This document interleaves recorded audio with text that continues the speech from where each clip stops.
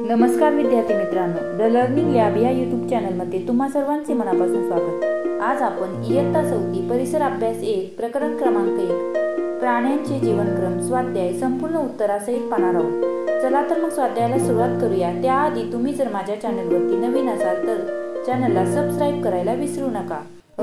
जरा डोके चालवा। 1. कोंबडीच्या अंड्यातून पिल्लू बाहेर पडायला 20 ते 22 दिवस लागतात। इतर पक्ष्यांच्या अंड्यातून पिल्ले बाहेर पडायला तितकेच दिवस लागत असतील का?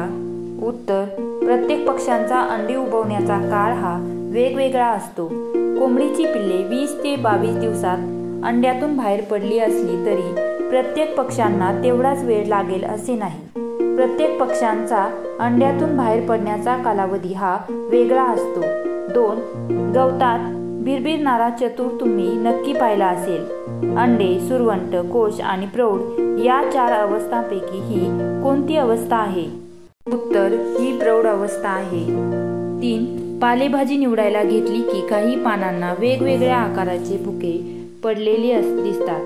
काही पानांच्या कडा कुरतडलेल्या दिसतात। त्याचे कारण काय असेल? उत्तर: ती पाने अळीने कुरतडलेली असतात किंवा खाल्लेली असतात। प्रश्न क्रमांक 4. पावट्याच्या किंवा मटाराच्या शेंगा निवडायला घेतल्या की कधी कधी त्यात हिरवे छोटे सजीव आढळतात। कीटकांच्या वाढीतील 4 अवस्थांपैकी ती कोणती अवस्था असते? उत्तर: कीटकांच्या वाढीतील ही अळी अवस्था असते। पुढील प्रश्न पाहण्या अगोदर आपल्या व्हिडिओला एक लाईक तसेच आपल्या चॅनलला सबस्क्राइब करायला विसरू नका। थोडक्यात उत्तरे लिहा। 1. कोंबडीला अंडी का उबवावी लागतात? उत्तर आहे: अंड्यामध्ये पिल्लाची वाढ होण्यासाठी उबेची गरज असते, म्हणून कोंबडीला अंडी उबवावी लागतात। 2.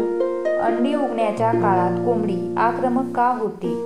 उत्तर: अंडी उगण्याच्या काळात कोंबडी अंड्याच्या काळजीपोटी आक्रमक होते।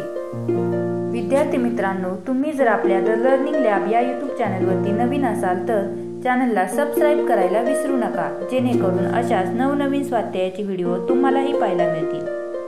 3. फुलपाखराच्या वाढीच्या 4 अवस्था कोणत्या?